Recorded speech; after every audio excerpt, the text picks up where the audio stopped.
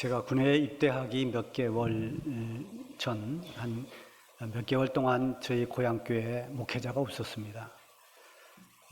교회가 세워지고 한 여전사님이 내가 시골교회 가서 헌신하겠다고 결단하고 그렇게 희생하는 마음으로 왔는데, 교회에 나이가 가장 많으신 집사님 한 분이 목회자를 너무 힘들게 했습니다. 옛날에는 그런 집사님을 주동 집사님 이렇게 불렀어요. 그런 말이 지금은 이제 쓰지는 않지만, 이 집사님 허락 없이 아무것도 할 수가 없습니다. 주일날 한번 그 집사님 동생 대표 기도를 시켰다가 교회가 발칵 뒤집혔습니다. 그럴 만큼 이분이 너무 힘들게 하니까 여전사님이 견디다가 목회를 접고 서울로 올라갔습니다. 물론 나중에 다시 모셔서 거기서 은퇴는 했습니다만, 그리고 공석이 됐을 때 신학교를 다니던 신학생 전도사님이 부임을 했습니다. 이 전사님도 얼마 동안 목회를 하다가 견디지를 못하고 말도 없이 어느 날 밤에 짐을 꾸려서 도망가듯이 그냥 떠나버렸습니다. 그때 저는 청주에로 저희 집은 다 이사를 나와 있었고, 군에 입대하기 전에 저는 그 시간을 한번 성서신학원을 다니면서 성경을 공부하고 싶어서 좀 다니고 있었고, 이 주일에는 저희 고향교회에 와서 주일학교 교사로 봉사를 하고 있었습니다. 교회가 목회자 없이 그냥 둘 수가 없으니까 옛날에는 시골교회를 여러 전도사님들이 담임하고 있는 교회들을 맡은 그 당회장 목사님이 있었습니다. 당회장 목사님이 찾아와서 저에게 입대할 때까지만 임시 전도사로 목회를 하라고 명령을 했습니다. 저는 너무 두려웠습니다. 그때 제 나이가 22인데 과연 이걸 할 수 있을까? 그래서 사택에서 임시 거처하면서 거기서 모든 예배를 인도하고 목회자가 하는 일들을 열심히 3달 동안 하다가 입대를 했습니다. 그러다 군에 갔으니 제가 얼마나 성령 충만했겠습니까? 그래서 훈련을 받을 때도 또 이제 2차 그 학교 병참학교에 가서도 또 최전방의 병참부대에 가서도 열심히 신앙생활을 했습니다. 그래서 제가 2등병 때 별명을 하나 얻었는데 그 별명이 목사였습니다. 그래서 저를 부를 때 연목사 이랬습니다. 굉장히 목사 소리 일찍 들었죠. 제가 처음에 자대 배치를 받고 신고식을 할 때 노래를 하나 부르라고 해서 찬송가를 불렀습니다. 저 높은 곳을 향하여 날마다 나갑니다 했더니 시끄럽다고 중단을 시키고 여기가 교회냐고 막 책망을 했습니다. 매를 맞으면서도 교회를 갔습니다. 저를 가장 많이 괴롭혔던 선임이 제대하고 어떻게 목사가 돼서 훗날 저를 만나서 이렇게 사과를 하는 그런 일도 있었습니다. 제가 중고등학교 다닐 때 감리교회를 다녔고 또 합동측교회를 다녔어요. 그렇게 열심히 다니다가 고등학교 3학년 때 갑자기 서울로 대학교를 가겠다고 교회를 중단하고 집중적으로 이렇게 핑계 삼아서 공부한다는 핑계로 신앙생활을 제대로 못하다가 서울에 가고 나니까 친구들 사귀고 이러면서 신앙을 다 잃어버렸습니다.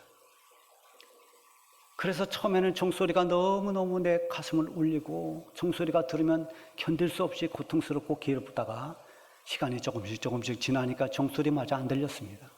무뎌졌습니다. 그러다가 제가 신앙을 회복한 것은 고향교회에 내려왔습니다. 그 여전사님이 얼마나 신앙을 철저하게 가르쳤는지 모릅니다. 정말 지나칠 만큼 보수적으로 가르쳤습니다. 그 여전사님의 아버님도 목사님이신데 이분이 고신측 목사님이세요.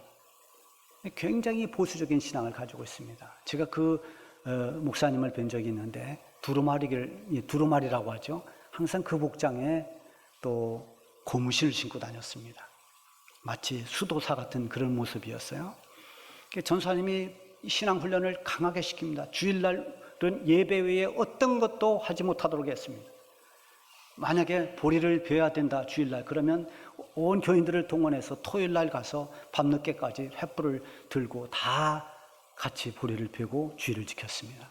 철저히 주의를 지키고 그렇게 신앙훈련을 받고 또 하나님 중심, 하나님 먼저, 그래서 새벽에 새벽 기도 가다 사람 만나도 쳐다보지도 않고 말도 안 했습니다. 왜냐하면 먼저 하나님께 기도하고 사람을 상대하라. 그래서 그렇게 굉장히 어떻게 보면 보수적으로 신앙을 받다가 군대 갔는데요. 군대 가서 보니까 이 선임 기독교 신자라는 분들이 다 엉터리같이 보였어요. 청소한다면 교회 가고 회식한다면 교회를 안 갔습니다. 또 이 예하부대의 여러 군종 사병들 모여보면 거기도 엉터리 같은 사람들이 많아서 제가 늘 저게 신앙을 가진 사람인가 이런 눈을 제가 가지고 있었습니다. 한 번은 의무대 군종 사병이 어떤 잘못하는 것을 보면서 저 가짜 크리스찬이다. 저는 그렇게 정죄를 했습니다.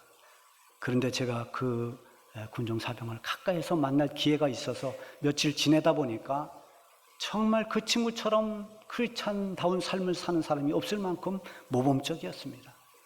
남을 배려하고 희생할 줄 알고 도와주려고 하고 정말 주님의 사랑을 실천하는 그런 삶을 보면서 하나의 어떤 단면을 보고 평가했던 제 신앙이 얼마나 율법적이고 정말 얼마나 경직되어 있는지를 깨닫기 시작했습니다.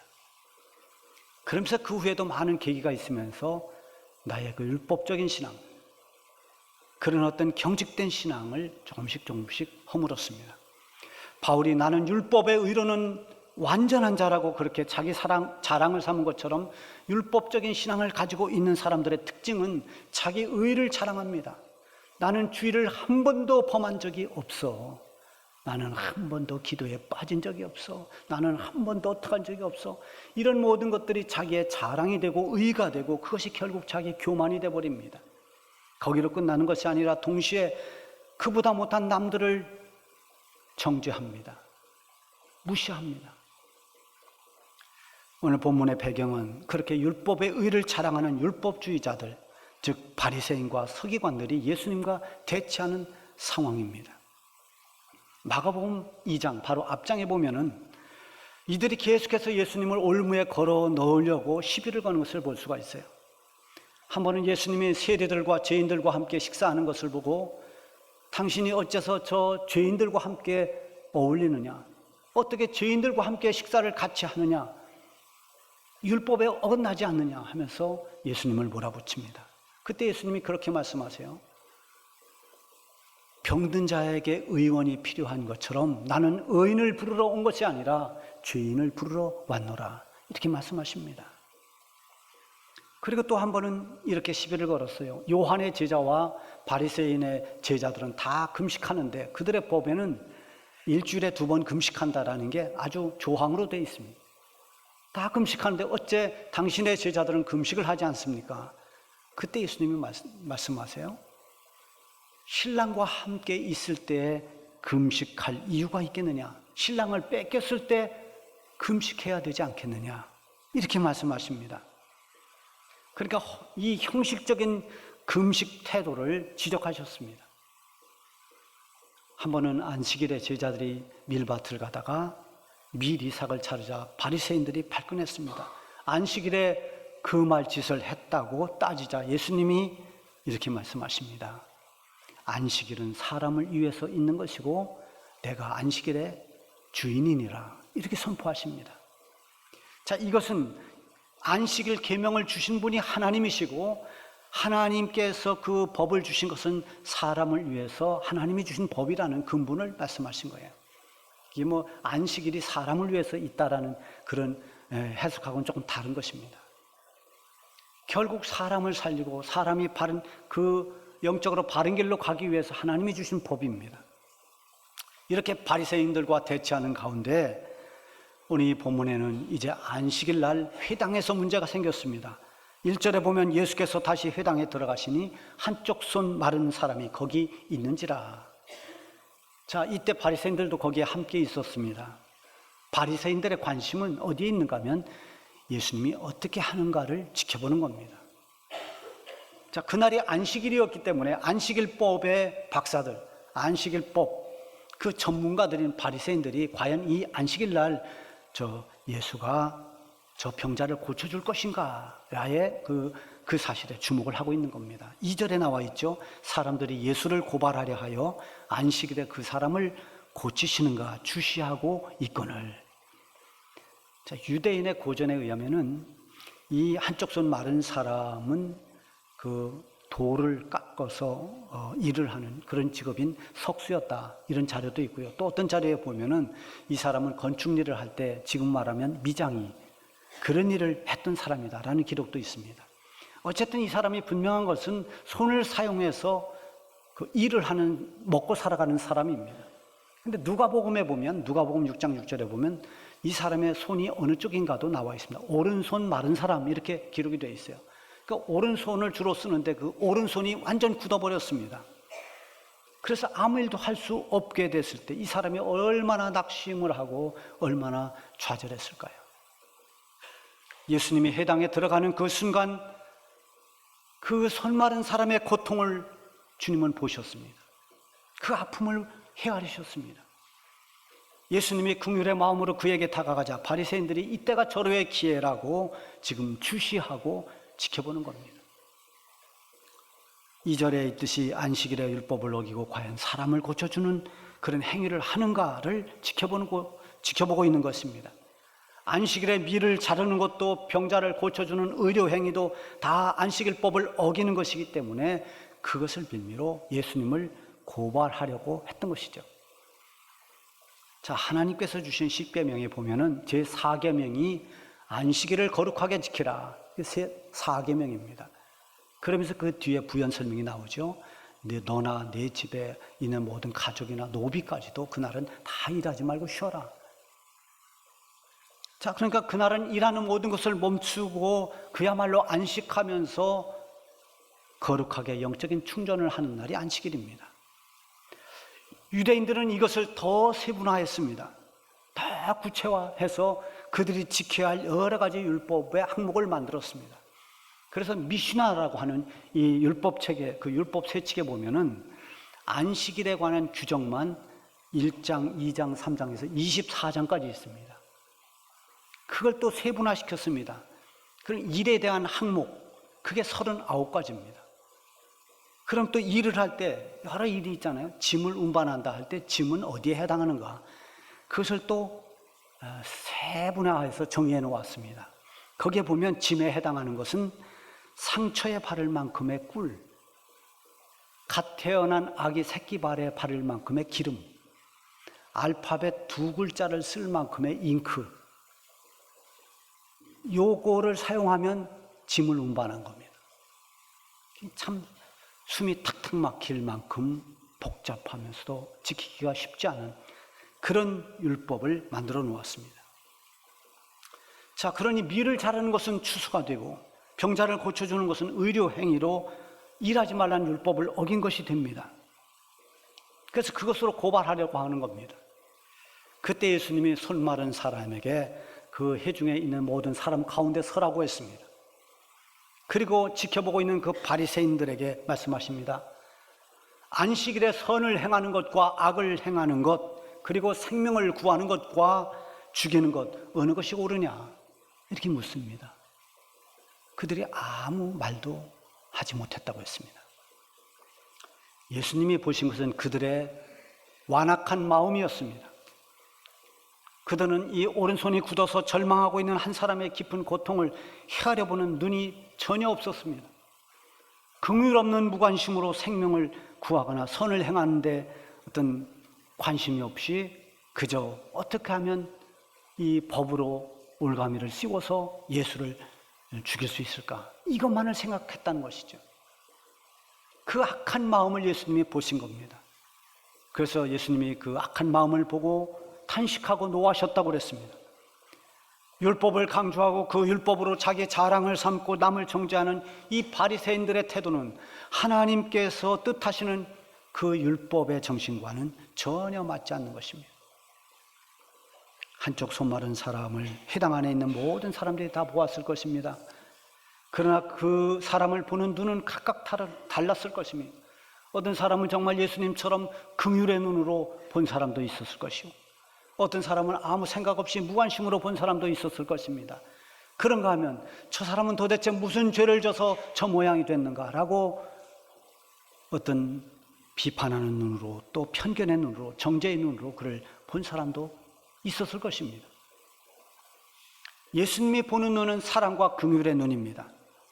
그래서 예수님은 감춰져 있는 사람의 마음을 아시기 때문에 금방 아시지만, 우리는 정말 관심을 가지고 볼 때에, 관심을 가지고 있을 때 비로소 볼 수 있는 것들이 참 많습니다.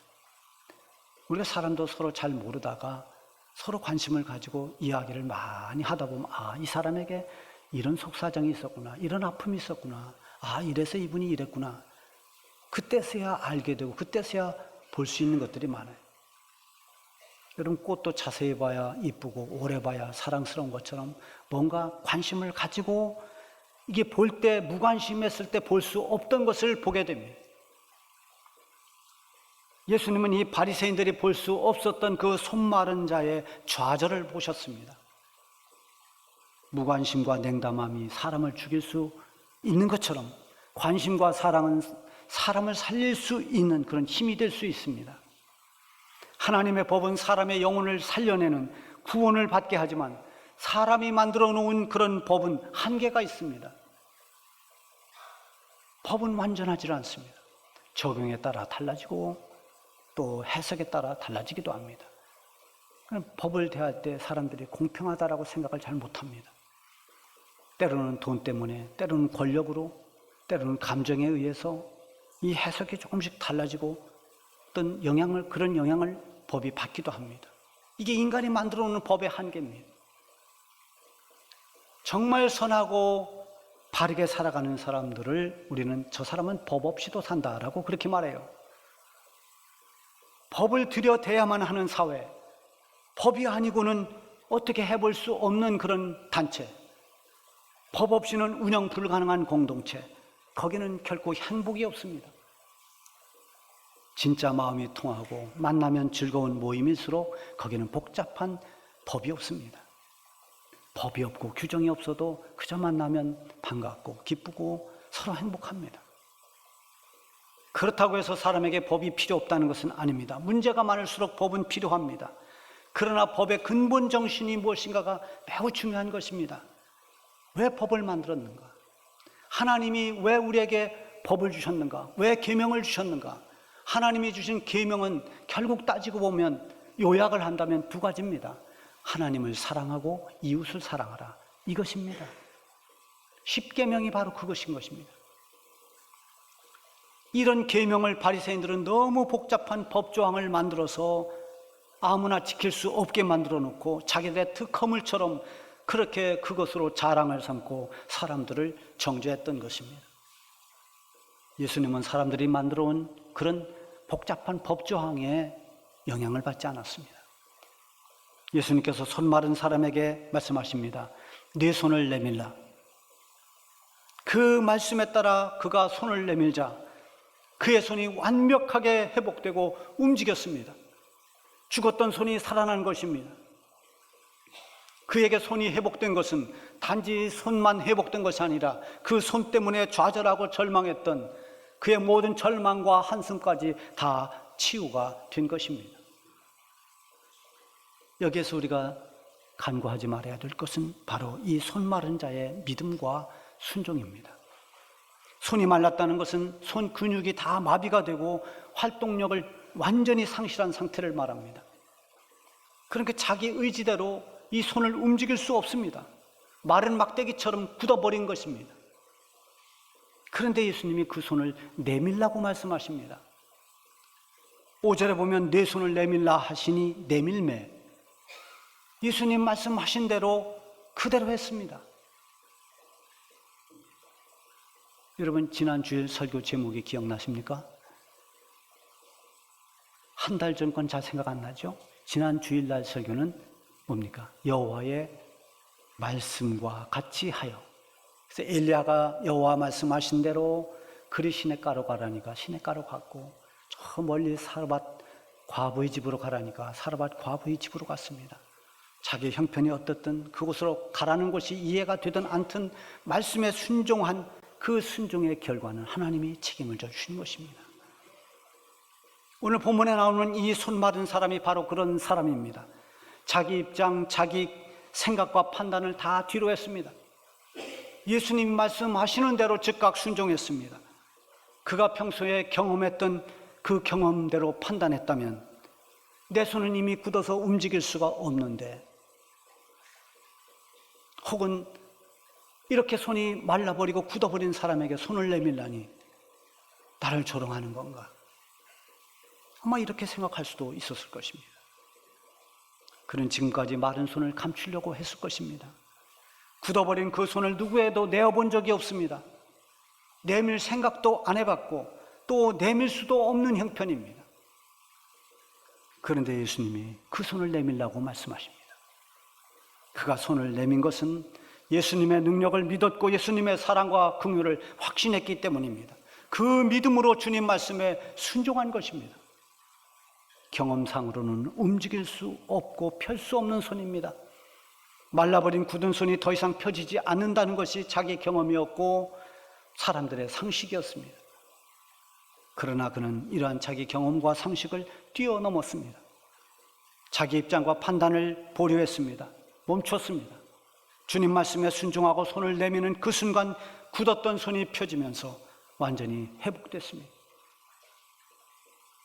이 놀라운 일을 지켜보던 이 바리새인들의 반응은 과연 어땠을까요? 6절을 보면 나옵니다. 바리새인들이 나가서 곧 헤롯 땅과 함께 어떻게 하여 예수를 죽일까 의논하니라. 자, 이 손이 굳었던 사람은 고침을 받고 새로운 희망을 얻었습니다.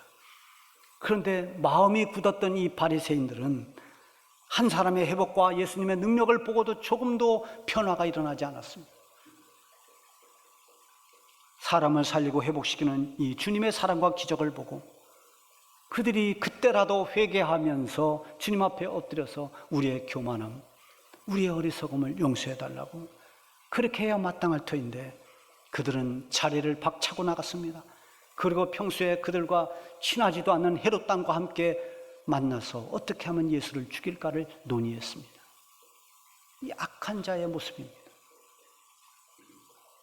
로마서 13장 10절에 보면 사랑은 이웃에게 악을 행하지 아니하나니 그러므로 사랑은 율법의 완성이니라.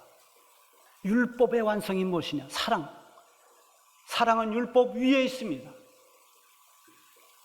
결국 하나님이 주신 율법 그 근본은 하나님 사랑, 이웃 사랑입니다. 바리새인들은 율법은 있지만 사랑은 없었습니다. 그야말로 율법에 매여 있는 율법주의자들이었습니다. 예수님은 내가 율법을 폐하러 온 것이 아니라 율법을 완전하게 하기 위해서 왔다라고 말씀하셨습니다. 그 결과가 자신의 생명을 내어주시면서 보여주신 십자가 사랑입니다. 이 십자가의 사랑을 어떻게 율법으로 해석할 수 있습니까? 주님은 그 사랑을 지금도 계속 하고 계십니다. 손 마른 자를 고쳐주신 예수님께서 우리에게 네 손을 내밀라고 오늘 이 시간 말씀하십니다. 우리가 주님 앞에 내밀어야 할 손은 우리의 굳은 심령일 수 있습니다. 우리의 상처나 아픔일 수 있습니다. 우리의 질병일 수 있습니다. 내 힘으로 어떻게 해볼 수 없는 답답함일 수도 있습니다. 마른 손처럼 나를 낙심하게 만들고 나를 주눅들게 하는 그것이 우리가 주님 앞에 내밀어야 할 그런 마른 손인 것입니다. 주님은 내 손을 잡아주시고 내 손을 고쳐주실 분입니다. 믿음으로 주님 앞에 마른 손을 내밀어서 회복되고 치유되는 은혜가 있기를 바랍니다.